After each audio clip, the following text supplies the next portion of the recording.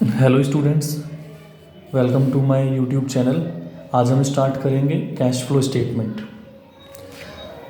आज हम बेसिक्स पढ़ेंगे कि भी कैश फ्लो स्टेटमेंट क्या होता है और एक तरीके से कैसे कैश फ्लो स्टेटमेंट हम प्रिपेयर करते हैं, उन सब चीज़ों के बारे में आज हम पढ़ेंगे। तो सबसे पहले कैश फ्लो स्टेटमेंट होता क्या है। एक नॉर्मल डेफिनेशन देख लेते हैं।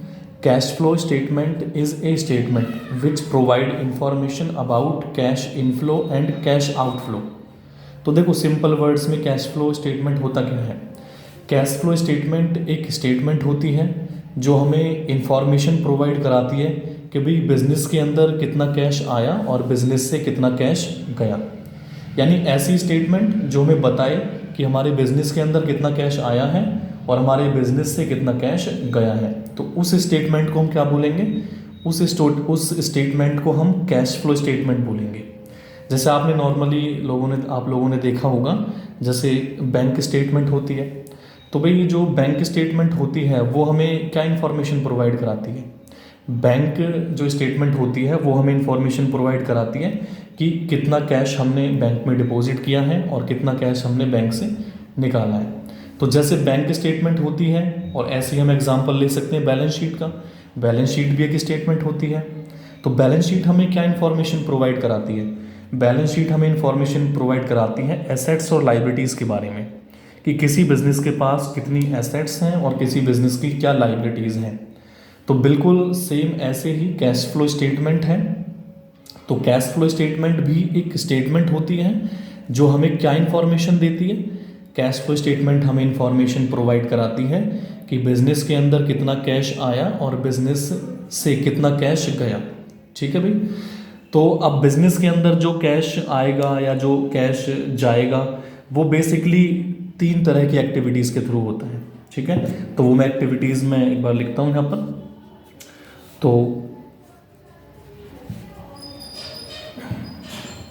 तो जो कैश का फ्लो होगा, कैश का फ्लो मतलब कैश का आना और जाना, तो वो 3 टाइप की आपकी एक्टिविटीज़ हैं। तो फर्स्ट जो एक्टिविटी है वो है हमारी cash flow from operating activity.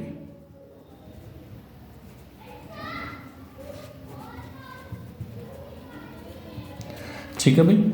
और जो सेकंड है हमारी cash flow from investing activity.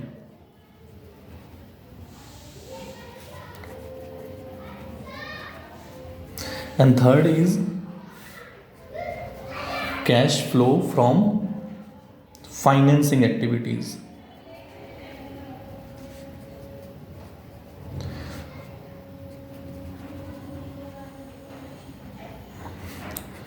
जो कैश का इनफ्लो और जो कैश का आउटफ्लो होगा वो आपका इन 3 एक्टिविटीज़ के थ्रू होगा। ठीक है, सबसे फर्स्ट है हमारी cash flow from operating activity, second है cash flow from investing activity, and last is cash flow from financing activity. तो इन तीनों एक्टिविटीज़ के थ्रू कैश का इनफ्लो और आउटफ्लो होगा। तो सबसे पहले हमें इन तीनों एक्टिविटीज़ को समझना बहुत ज़रूरी है कि भाई ऑपरेटिंग एक्टिविटीज़ हमारी क्या होती हैं, इन्वेस्टिंग एक्टिविटीज़ हमारी क्या होती हैं और फाइनेंसिंग एक्टिविटीज़ हमारी क्या होती हैं। तो सबसे फर्स्ट हम समझेंगे ऑपरेटिंग एक्टिविटी के बारे में। तो ऑपरेटिंग एक्टिविटीज़ कौन सी होती हैं, देखिए बिल्कुल सिंपल वर्ड्स में ऑपरेटिंग एक्टिविटीज़ वो एक्टिविटी होती हैं जो किसी बिजनेस में डेली बेसिस पर की जाती हैं। किसी बिजनेस को चलाने के लिए जो डेली बेसिस पर हम एक्टिविटीज़ करते हैं, तो वो सारी एक्टिविटीज़ हमारी कौन सी होंगी, वो सारी एक्टिविटीज़ हमारी ऑपरेटिंग एक्टिविटीज़ होंगी। जैसे फॉर एग्जांपल हमें अपना बिजनेस चलाना है, हमने स्टाफ रखा हुआ है, तो स्टाफ को हमें सैलरी देनी पड़ेगी, रेंट देना पड़ेगा, हमें इलेक्ट्रिसिटी बिल्स देने होंगे, गुड्स हम परचेज करेंगे, फिर उन गुड्स को हम सेल करेंगे। तो ये जो एक्टिविटीज़ हैं ये किसी भी बिजनेस में डेली बेसिस पर होती हैं। तो इन सारी एक्टिविटीज़ को हम ऑपरेटिंग एक्टिविटीज़ कहते हैं। ठीक है, तो ऑपरेटिंग एक्टिविटीज़ के थ्रू कैश का इनफ्लो और कैश का आउटफ्लो होगा। ठीक है, देखिए भाई जो भी मैं ये आपको बता रहा हूँ तो आप इनके नोट्स बनाइए और एग्ज़ाम टाइम में आप रिवाइज करोगे तो उससे बहुत ज़्यादा बेनिफिट आपको मिलने वाला है। तो ऑपरेटिंग एक्टिविटीज़ के थ्रू कैश का इनफ्लो और आउटफ्लो हमें देखना है। तो आप सभी को समझ में आ गया कि ऑपरेटिंग एक्टिविटीज़ कौन सी होती हैं। ये मैंने अभी बताया आपको। ऑपरेटिंग एक्टिविटीज़ वो हैं जो किसी बिजनेस के अंदर जो एक्टिविटीज़ डेली बेसिस पर होती हैं या रेगुलर बेसिस पर होती हैं। तो ऑपरेटिंग एक्टिविटीज़ के अंदर कैश का इनफ्लो और कैश का आउटफ्लो होगा। तो एग्जाम्पल सबसे पहला है आपका इनफ्लो का, सेल ऑफ गुड्स। अगर गुड्स बेचे जाएंगे तो उससे कैश का इनफ्लो होगा।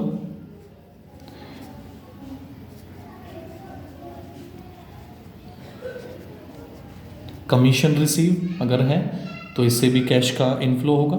अब दूसरा एग्जांपल हम एक दो एग्जांपल आउटफ्लो के देख लेते हैं, जैसे कि purchase of goods. For example अगर हम गुड्स परचेज कर रहे हैं तो इससे हमारा कैश का आउटफ्लो होगा। जैसे रेंट पेड, सैलरी पेड, कोई भी हम एक्सपेंसेस पे करेंगे।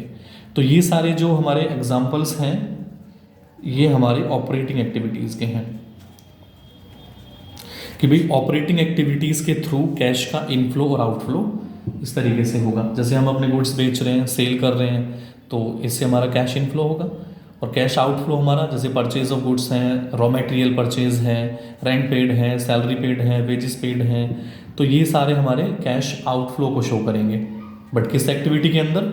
ऑपरेटिंग एक्टिविटी के अंदर। ठीक है भाई, फर्स्ट हमारा ये हो गया। सेकंड अब हम स्टार्ट करेंगे cash flow from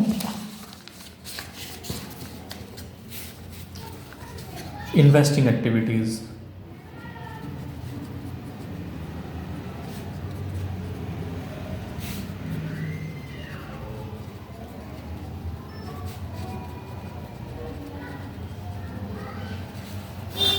so investing activities के थ्रू भी कैश का इनफ्लो और आउटफ्लो होगा।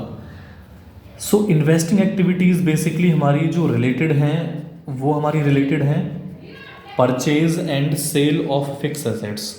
अगर हम फिक्स एसेट्स परचेज करेंगे या अपनी फिक्स एसेट्स को हम बेचेंगे, सेल करेंगे, तो वो हमारा इन्वेस्टिंग एक्टिविटी से रिलेटेड है।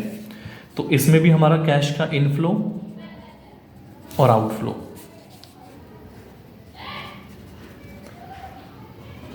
सो इससे पहले हमने एक्टिविटी पढ़ी है ऑपरेटिंग एक्टिविटी। तो ऑपरेटिंग एक्टिविटी किससे रिलेटेड है हमारी? ऑपरेटिंग एक्टिविटी हमारी जो किसी बिजनेस में डेली बेसिस पर एक्टिविटीज़ होती हैं उन सब से रिलेटेड है। अब आते हैं हम इन्वेस्टिंग एक्टिविटी। तो ये हमारी रिलेटेड है purchase and sale of fix assets. यानी फिक्स असेट्स को अगर हम खरीद रहे हैं या उन्हें बेच रहे हैं, उनसे जो कैश आ रहा है हमारे पास या उनसे कैश जा रहा है, तो वो सब हमारा इन्वेस्टिंग एक्टिविटी का पार्ट है। जैसे कि for example sale of fix assets. अगर फिक्स एसेट्स को बेचा जा रहा है तो इससे कैश का इनफ्लो होगा। फिक्स एसेट्स कौन सी हैं? Like furniture, land and building, plant, premises, तो ये सारी हमारी फिक्स एसेट्स हैं। अगर हम इन सारी फिक्स एसेट्स को सेल करेंगे, बेचेंगे, तो इससे कैश का इनफ्लो हो जाएगा। ठीक है, और इसमें हमारी नॉन करंट इन्वेस्टमेंट भी आती है। Sale of non current investment. ठीक है, एक अगर हमारा गुडविल तो इसमें नहीं आएगा, ठीक है, वो छोड़ते हैं। तो ये सब हमारा इनफ्लो का पार्ट हो गया। ठीक है, इन्वेस्टिंग एक्टिविटीज। तो इसके अंदर आपका रेंट रिसीव भी आ जाएगा,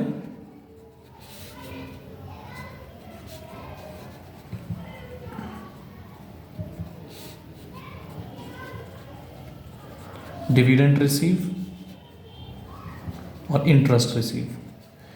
देखिए, कोई अगर हमारी बिल्डिंग है उसको हमने रेंट पे दिया हुआ है तो उससे हमें रेंट अर्न कर रहे हैं हम, तो ये हमारा इन्वेस्टिंग एक्टिविटी का पार्ट हो जाएगा। डिविडेंड रिसीव, फॉर एग्जांपल हमने शेयर्स में इन्वेस्ट किया हुआ है तो उन पे हमें डिविडेंड मिल रहा है, तो ये भी हमारा इनफ्लो का पार्ट है इन्वेस्टिंग एक्टिविटी के थ्रू। इंटरेस्ट रिसीव, ठीक है, इंटरेस्ट रिसीव, फॉर एग्जांपल हमने लोन दिया हुआ है किसी को, ठीक है, इन्वेस्ट किया हुआ है कहीं, तो उस पर हमें इंटरेस्ट मिल रहा है। अब कैश का आउटफ्लो कैसे होगा इन्वेस्टिंग एक्टिविटीज़ के through?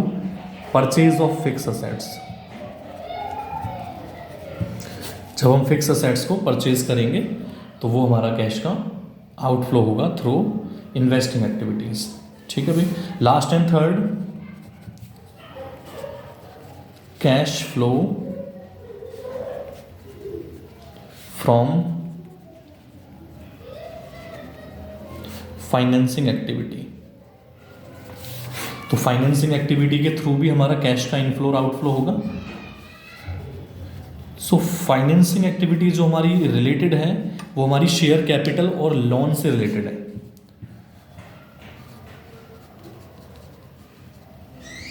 So financing activities are related with share capital and long term loans. ठीक है भाई। तो इनफ्लो कैसे होगा? For example issue of shares, issue of share या डिबेंचर। तो अगर कोई भी कंपनी, पब्लिक कंपनी अगर शेयर इशू करती है तो उसके पास थ्रू शेयर कैपिटल कैश आता है उसके पास, तो कैश का इनफ्लो होगा। ठीक है भाई।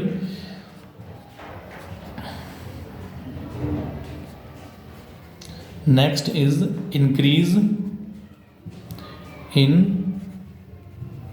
Long term borrowings. अब लॉन्ग टर्म बोरोइंग्स अगर हमारी इंक्रीज हो रही हैं, फॉर एग्जांपल डिबेंचर्स इंक्रीज हो रहे हैं, डिबेंचर इशू हो रहे हैं, या बैंक से हम लोन ले रहे हैं, तो बैंक से अगर हम लोन ले रहे हैं तो हमारे पास कैश आ रहा है, तो इसको कैश इनफ्लो बोलेंगे। ठीक है। अब आउटफ्लो के एग्जांपल्स पे आ जाते हैं। आउटफ्लो में आपका आ जाएगा रिडम्पशन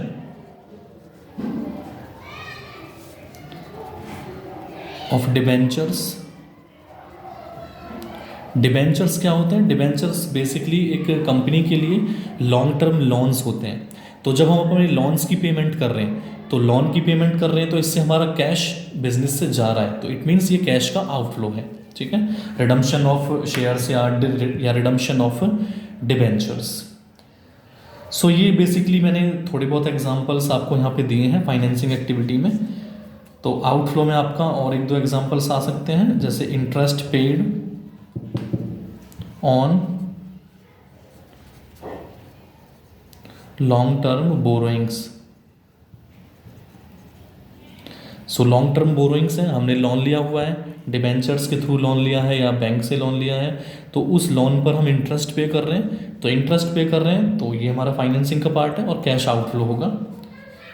फिर dividend paid on shares, dividend paid on shares, shares के ऊपर डिविडेंड पे किया जा रहा है।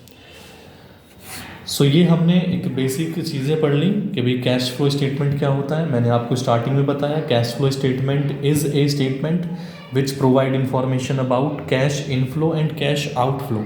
यानी कैश फ्लो स्टेटमेंट एक ऐसी स्टेटमेंट है जो हमें बताएगी कि भाई बिजनेस के अंदर कितना कैश आया है और बिजनेस से कितना कैश गया है। तो जो बिजनेस के अंदर कैश आएगा, यानी कि जो कैश का इनफ्लो होगा या जो कैश का आउटफ्लो होगा, वो 3 एक्टिविटीज़ के थ्रू होगा।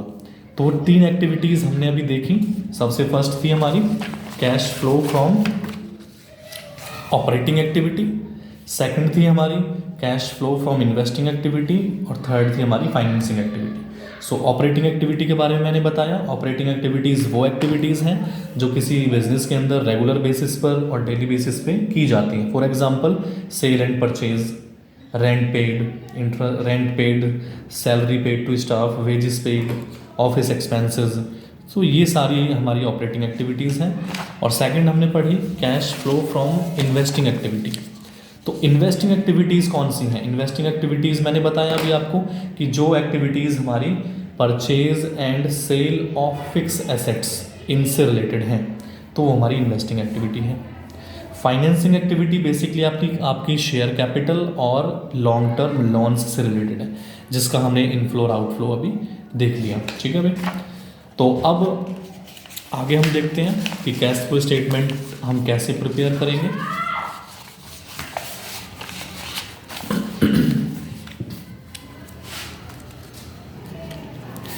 सो AS3 रिवाइज्ड, जो हमारा अकाउंटिंग स्टैंडर्ड 3 है और रिवाइज्ड है। सो ये कहता है कि जो कैश फ्लो स्टेटमेंट है उसको हम 2 मेथड से बना सकते हैं। फर्स्ट जो हमारा मेथड है वो है डायरेक्ट मेथड, एंड सेकंड है हमारा इनडायरेक्ट मेथड।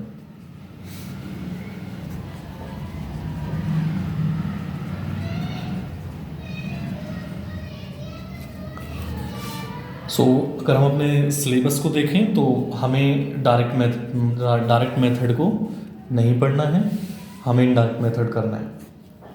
ठीक है, इनडायरेक्ट मेथड को ही हमें करना है और इसी के बारे में अभी हम सीखेंगे। अब हम बनाते हैं कैश फ्लो स्टेटमेंट। ध्यान से देखना है, समझना है।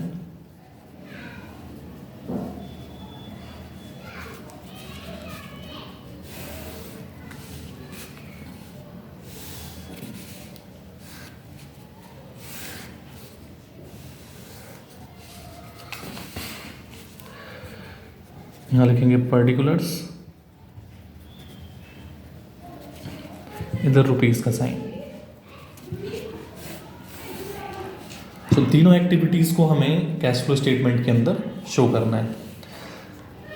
तो यहाँ लिखेंगे सबसे पहले ए पॉइंट में हम पढ़ेंगे cash flow from operating activities.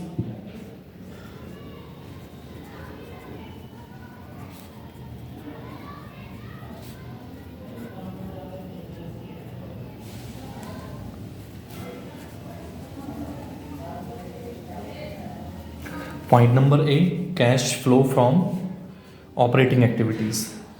तो ऑपरेटिंग एक्टिविटीज़ को स्टार्ट करने के लिए सबसे पहले हमें चाहिए नेट प्रॉफिट बिफोर टैक्स। सबसे फर्स्ट हमें क्या चाहिए, नेट प्रॉफिट बिफोर टैक्स। अब नेट प्रॉफिट बिफोर टैक्स हम कैसे कैलकुलेट करेंगे, तो उसके बारे में मैं नेक्स्ट पेज पे आपको बताता हूँ एक बार कि नेट प्रॉफिट बिफोर टैक्स हमें कैसे कैलकुलेट करना है।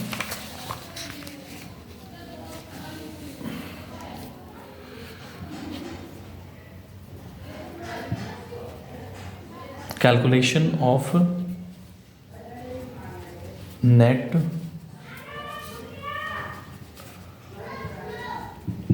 Profit before tax. सबसे फर्स्ट हमें लेना है प्रॉफिट ड्यूरिंग द ईयर। वो क्वेश्चन में हमें गिवन होगा।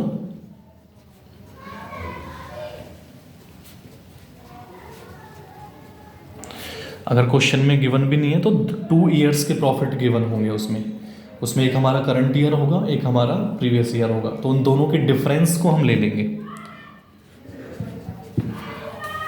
प्रॉफिट ड्यूरिंग द ईयर लेना है हमें। फिर उसके बाद इसमें हमें ऐड करना है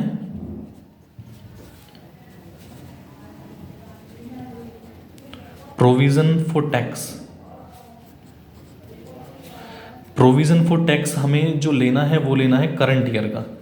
फॉर एग्जांपल 2 ईयर हमें गिवन है 2018 एंड 19। करंट ईयर जो हमारा है वो 19 है और 19 का हमें यहाँ पे प्रोविजन फॉर टैक्स लेना है करंट ईयर का। या फिर अगर क्वेश्चन में प्रोविजन मेड गिवन है तो मेड भी हम ले सकते हैं।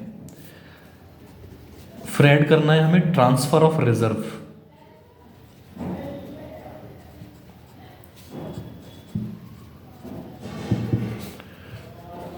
ये भी हम 2 ईयर का डिफरेंस ले सकते हैं, ट्रांसफर ऑफ रिजर्व।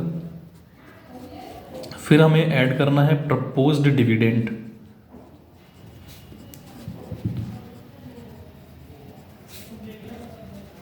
अभी सीबीएसई के एग्ज़ाम आने भी वाले हैं, डेट शीट भी आउट हो चुकी है। ये जो मेरी वीडियो है ये आप लोगों को, सारे स्टूडेंट्स को बहुत हेल्प करेगी और आपको अच्छे से समझना है इसको। तो प्रपोज्ड डिविडेंड भी हम प्रीवियस ईयर का लेंगे। फिर उसके बाद हमें ऐड करना है इंटरिम डिविडेंड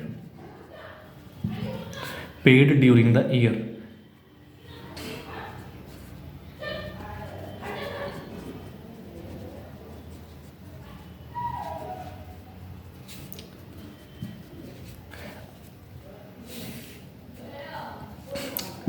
ठीक है भाई। देन लास्ट में हमें माइनस करना है रिफंड ऑफ टैक्स।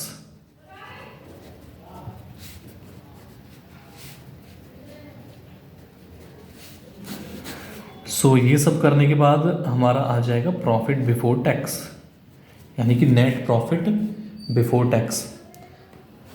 सो ये हमारी कैलकुलेशन है net profit before tax calculate करने के लिए, ये आप अच्छे से देख लें। और ये जो हमारा प्रॉफिट बिफोर टैक्स कैलकुलेट करके आया है, यही हमें अब कैश फ्लो स्टेटमेंट में लिखना है, जो हम स्टेटमेंट बना रहे थे, जो मैंने एक्चुअली यहाँ पर शो भी किया हुआ है, net profit before tax. So net profit before tax हम यहाँ लिख लेंगे। देन उसके बाद हमें लिखना है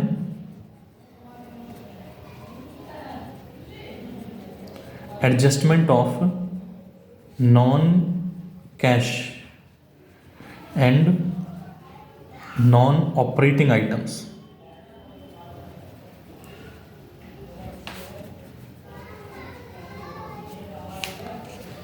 इनकी एडजस्टमेंट हमें करनी है।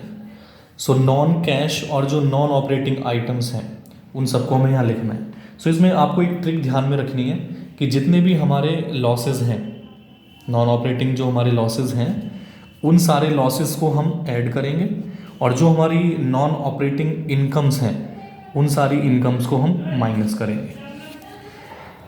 सो पहले मैं ऐड वाले लिख देता हूँ, सारे नॉन ऑपरेटिंग आइटम्स लिख देता हूँ पहले। सो सबसे फर्स्ट है डेप्रिसिएशन। डेप्रिसिएशन के बाद goodwill write of. Goodwill write of को हमें ऐड करना है। फिर उसके बाद पेटेंट्स राइट ऑफ अगर है उसको भी ऐड कर लेंगे।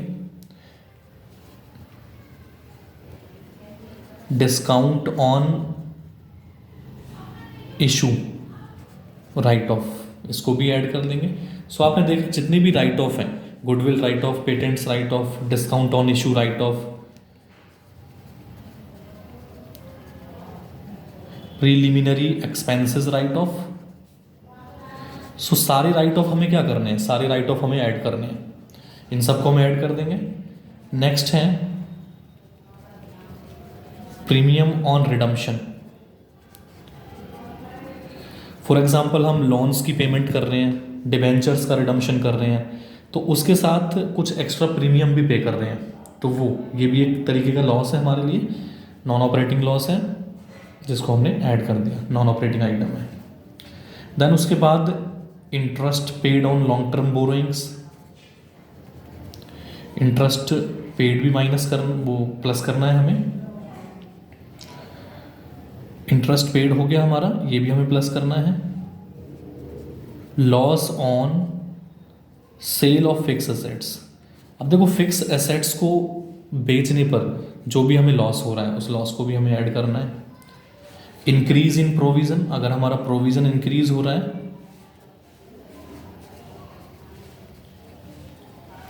उन्हें भी ऐड करना है। तो थोड़ा सा आपको ये ध्यान देनी होंगी चीज़ें, क्योंकि एग्ज़ाम में यहाँ से क्वेश्चंस बनते हैं, और जब आप नए पॉइंट्स देखते हैं तो फिर आप कंफ्यूज हो जाते हैं। तो इसलिए ये ना समझे कि वीडियो लंबी हो रही है या फिर कुछ ज़्यादा ही हमें लिखवाया जा रहा है। सो इसको अच्छी तरह ध्यान से समझिए, एग्ज़ाम के पॉइंट ऑफ व्यू से ये सारी चीज़ें इंपॉर्टेंट हैं, ठीक है। तो ये सारे हमारे ऐड आइटम्स हैं। देन हम आगे लिखेंगे लेस वाले आइटम्स। तो लेस वाले आइटम्स में हमारा आ जाएगा जैसे कि इंटरेस्ट रिसीव हमें लेना है, डिविडेंड रिसीव अगर है वो हमें लेना है, डिविडेंड रिसीव। फिर उसके बाद हमें इंटरेस्ट रिसीव ले लिया, डिविडेंड रिसीव ले लिया। देन उसके बाद हमें लेना है profit on sale of fix assets. Fix assets को बेचने पे अगर कोई प्रॉफिट हो रहा है तो उसको लेना है। तो ये सारे आइटम्स हमें यहाँ लिख लेने हैं।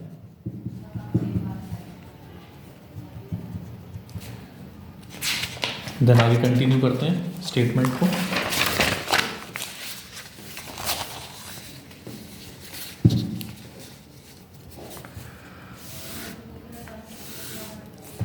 सो अभी हमारे माइनस वाले लेस वाले आइटम्स रह रहे थे कुछ, उनको और लिख लेते हैं, फिर आगे स्टार्ट करेंगे, फिर इसको करेंगे आगे कंप्लीट। डिविडेंड रिसीव हो गया, इंटरेस्ट रिसीव हो गया, फिर उसके बाद जो हमें लेना है decrease in provision,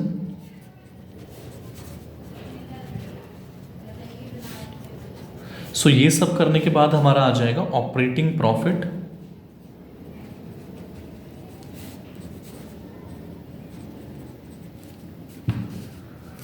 before working capital WC changes. ये हमारा आ गया operating profit before working capital changes. So अब हमें करंट एसेट्स और करंट लाइबिलिटीज़ को लेना है। इसमें आप एक चीज़ ध्यान रखिए, एक ट्रिक मैं आपको बताता हूँ कि जितने भी हमारे लॉसेस हैं उन लॉसेस को आपको ऐड करना है और जो हमारी इनकम्स हैं, गेन्स हैं, उन सबको माइनस करना है। सो operating profit before working capital changes, first हम ऐड वाले आइटम्स लिखेंगे। फर्स्ट ऐड आइटम है आपका डिक्रीज इन करंट एसेट्स। अब देखिए, अगर करंट एसेट्स हमारी डिक्रीज हो रही हैं तो इट मीन्स ये एक लॉस है, तो मैंने अभी बताया कि लॉसेस को ऐड करते हैं, तो इसको ऐड कर देंगे। इंक्रीज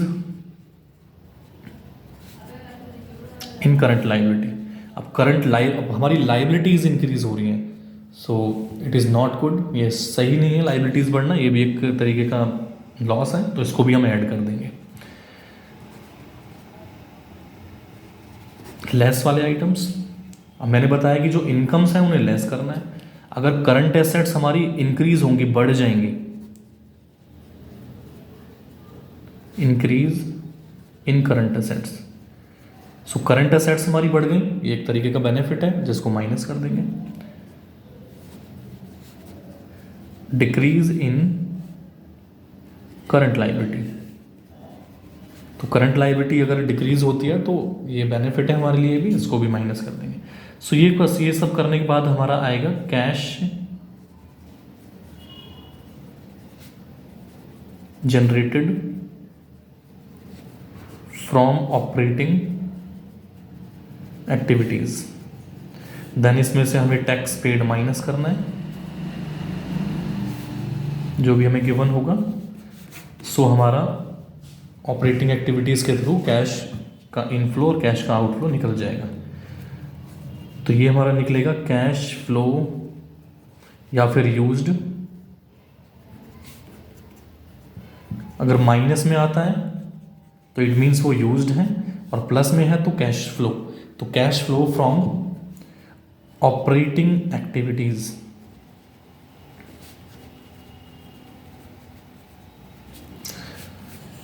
ठीक है स्टूडेंट्स, सो ये आज हमने कैश फ्लो स्टेटमेंट का बेसिक पढ़ा। हमने ऑपरेटिंग एक्टिविटीज़ के थ्रू कैश फ्लो स्टेटमेंट बनाना भी सीखा। सो नेक्स्ट पार्ट में मैं इसको आगे कंटिन्यू करूँगा। नेक्स्ट पार्ट में हम पढ़ेंगे cash flow from investing activities और cash flow from financing activities. उसके बाद फिर हम इसके क्वेश्चंस भी करेंगे। आई होप आपको मेरी ये वीडियो अच्छी लगी है।